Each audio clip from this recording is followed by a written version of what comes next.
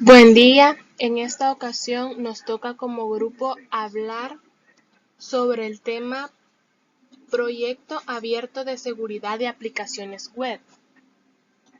En sigla sería OSWAT.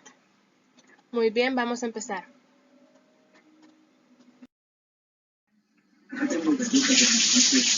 OSWAT significa Open Web Applicant Security Project, en español, Proyecto de Código Abierto.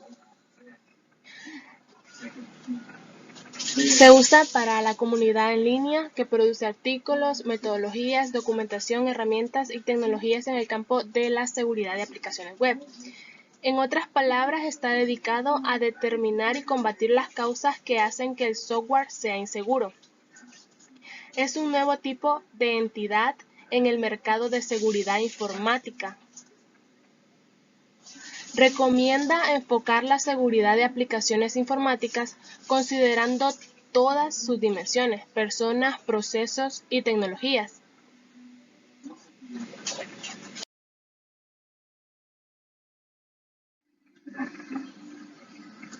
Esta está completa de herramientas.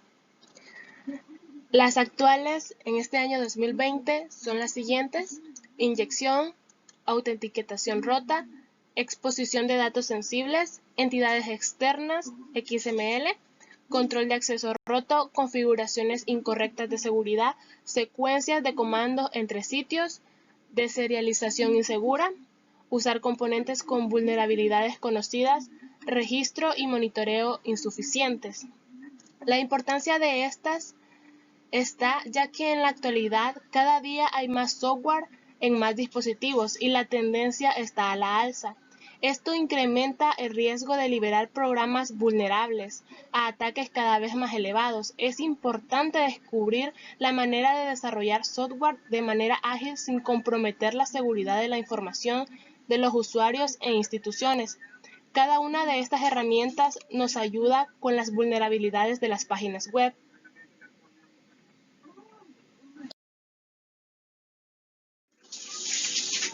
Como primera herramienta tenemos inyección SQL.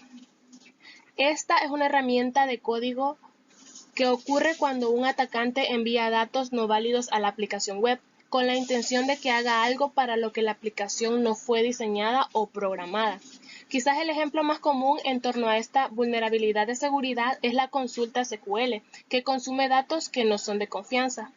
Las fallas de esta inyección, tales como SQL, OS, y LDAP ocurren cuando datos no confiables son enviados a un intérprete como parte de un comando o consulta. Los datos útiles del atacante pueden engañar al intérprete en ejecutar comandos no intencionados o acceder a datos no autorizados.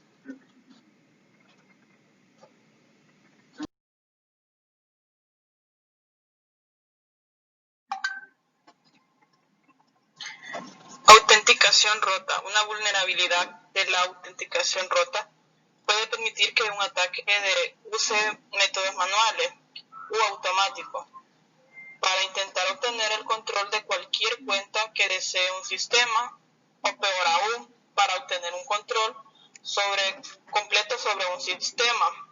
Los sitios web son mayormente frecuentados por este tipo de problemas. Por lo general se refieren a problemas lógicos que ocurren en el mecanismo de la autenticación de aplicaciones.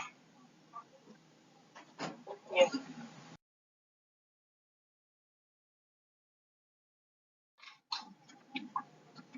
Exposición de datos sensibles. Consiste en comprometer datos que deben haber sido protegidos. Exposición de datos confidenciales se produce cuando una aplicación, empresa u otra entidad expone indebidamente datos personales. Una exposición de datos sensibles difiere una violación de datos en la que un atacante accede o roba información. Este tipo de exposición de datos confidenciales han sido uno de los ataques más comunes en todo el mundo. Han habido muchas grandes empresas que han sufrido este tipo de ataques, en las cuales se han vuelto en demandas y en exposición de datos masivos de clientes internos.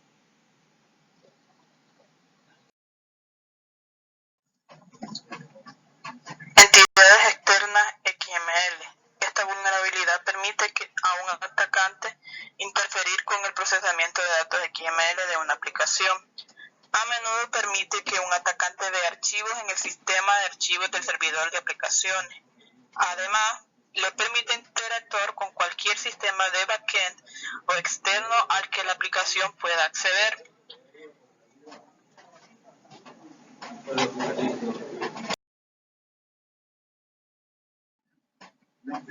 Control de acceso roto. En la seguridad de un sitio web, el control de acceso significa poner un límite a las secciones o páginas a las que pueden acceder los visitantes, es decir, según sus necesidades.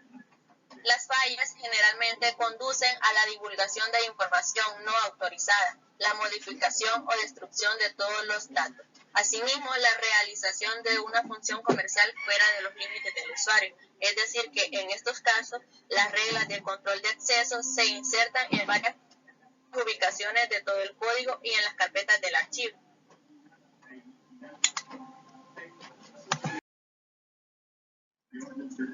Configuraciones incorrectas de seguridad. Son configuraciones de seguridad configuradas de manera inapropiada o inseguras que ponen en riesgo tus sistemas y datos. Algunas vulnerabilidades de configuración erróneas de seguridad comunes son las de seguridad de inicio de sesión y la administración de cuentas de usuario. Una configuración errónea de seguridad surge cuando dichas configuraciones se definen, es decir, cuando implementan y se mantienen con valores predeterminados.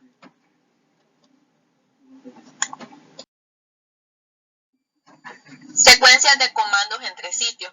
Es un ataque de inyección de código del lado del cliente.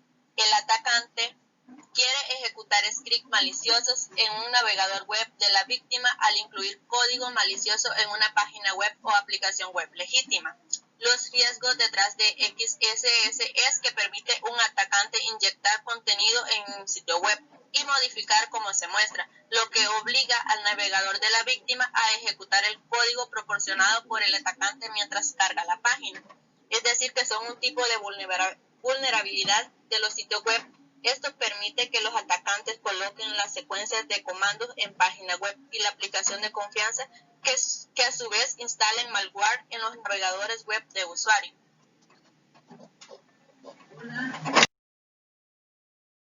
Deserialización insegura ocurre cuando los datos no confiables se usan para abusar de la lógica de una aplicación, infligir un ataque de negación de servicio 2 o incluso ejecutar código abierto.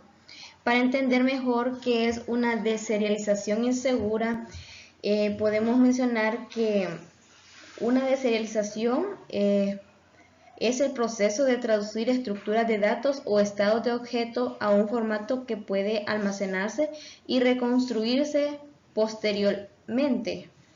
Por otro lado, la serialización, lo opuesto de esto, transforma los datos para convertirlos en archivos seguros. También cabe mencionar que la deserialización es bien vulnerable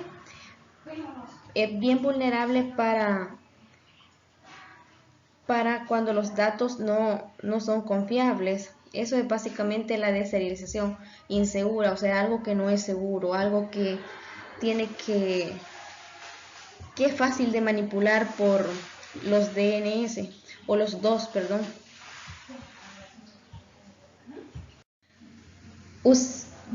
Usar componentes con vulnerabilidades conocidas son vulnerabilidades que se describieron en componentes de código abierto y publicaron en DB, aviso de seguridad o rastreador de vulnerabilidades. Para ello tenemos un claro ejemplo sobre una empresa Equifax siendo usada por versión de Apache Struts que tenía una vulnerabilidad conocida desde marzo del 2017. Es importante recalcar que al menos el 80% de todos los software incluyen códigos abiertos, Como resultado, los componentes de tercero son un objeto tentador para posibles pirateos informáticos. Es decir, esto son software, como ya lo decimos, son de código abierto, por lo cual son siempre, la mayoría, en un 80%, son vulnerables a piratía informática. Registro y monitoreo insuficiente. Cuando una organización tiene un registro, detección, monitoreo y respuesta insuficiente, los ataques confían en esas habilidades para lograr sus objetivos sin ser detectada. Cabe mencionar que un registro de monitoreo básicamente es la base de casi todos los incidentes de ataques.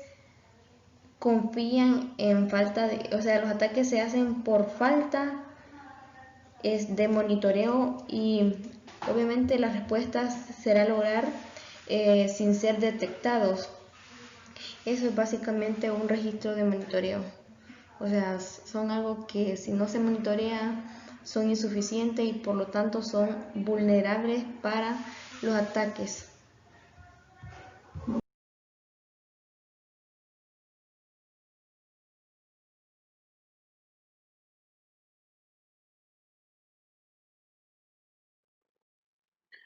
Hoy vamos a hacer una instalación de SonarQube, pero antes que todo pues vamos a hablar un poco de SonarQube. También conocido anteriormente como Sonar, es una plataforma para evaluar código fuente y es de software libre y usa diversas herramientas de análisis de código fuente para obtener métricas que puedan ayudar a mejorar la calidad del código de un programador. Aunque se había pensado para Java, acepta otros lenguajes mediante otra extensión, o sea, el lenguaje de programación, ya sea Perl, Python, PHP, JavaScript, Java y todo lo demás.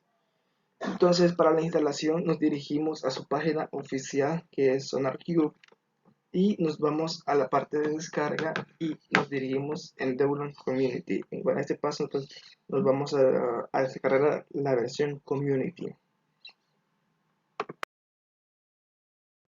Una vez descargada, les dejará un archivo .zip y este archivo .zip lo mueven hasta su carpeta raíz, que sería en este caso local C, y ahí lo descomprimen y les dejaría una carpeta con el mismo nombre que el archivo .zip. Abren esa carpeta y se van a dirigir a la siguiente ruta. Se van a abrir y luego se van a dirigir a conf. Ahí hay un archivo que se va a modificar, que es el último. Lo harán con su editor de texto favorito o con un blog de notas si gustan, como se siente más cómodo. Y a ustedes por defecto les aparecerá la última línea descomentada y la penúltima línea comentada. Entonces, cabe recalcar que para esto necesitamos un JDK. El JDK tiene que ser del 11.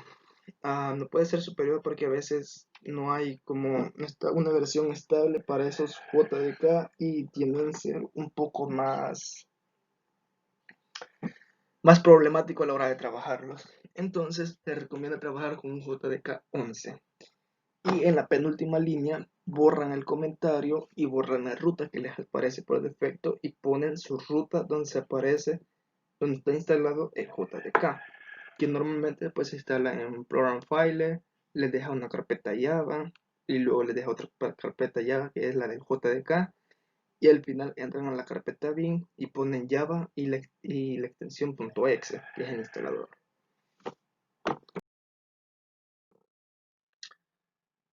Una vez terminado eso, pues nos dirigimos a un CMD o una terminal de Windows.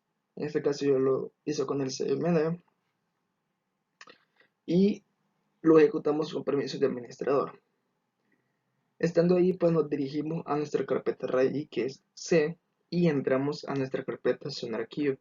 En SonarQube vamos a entrar nuevamente con cd espacio bin a esa carpeta y por último vamos a acceder a Windows es guión 86-64. Estando ahí adentro de esa carpeta vamos a ejecutar el servidor, que sería startsonar.bat. Si todo esto está muy bien, pues al final les aparecería un mensaje de is up y is up nuevamente. Si algún dado caso llegan a tener pues problemas o un error, seguramente no han escrito bien la dirección del JDK, o tienen que agregar la dirección del JDK también a unas variables del entorno del sistema.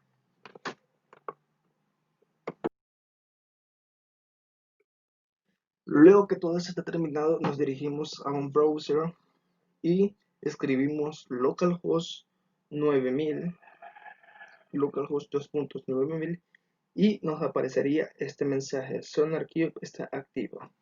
Obviamente esto sería en inglés, pero como estaba utilizando Chrome, pues lo tradució al español. Este sería el mensaje, bueno, no mensaje, sino que, digamos, cómo ingresar al sistema, la primera vista del sistema, o la segunda, mejor dicho. Ahí está para loguearnos, que sería el usuario, y password serían admin. El código espagueti es un término peyorativo para los programas de computación que tiene una estructura de control de flujo compleja e incomprensible. Su nombre deriva del hecho que este tipo de código parece asemejarse a un plato de espagueti, es decir, un montón de hilos intrincados y anulados. Tradicionalmente suele asociarse este estilo de programación con lenguajes básicos y antiguos, donde el flujo se controlaba mediante sentencias de control muy primitivas.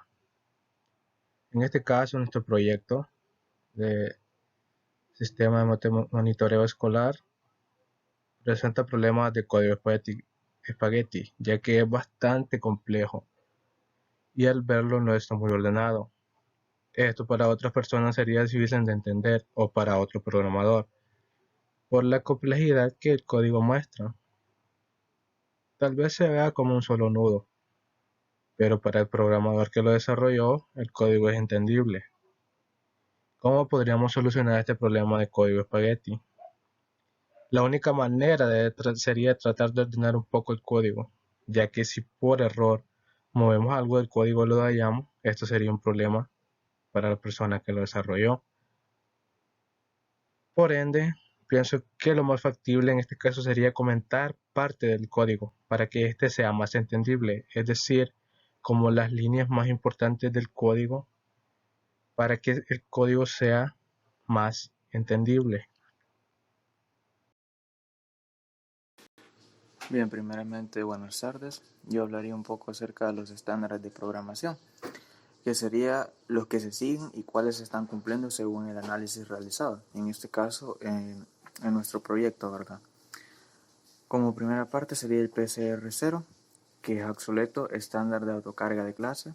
Habla sobre de cómo se deberían cargar las clases.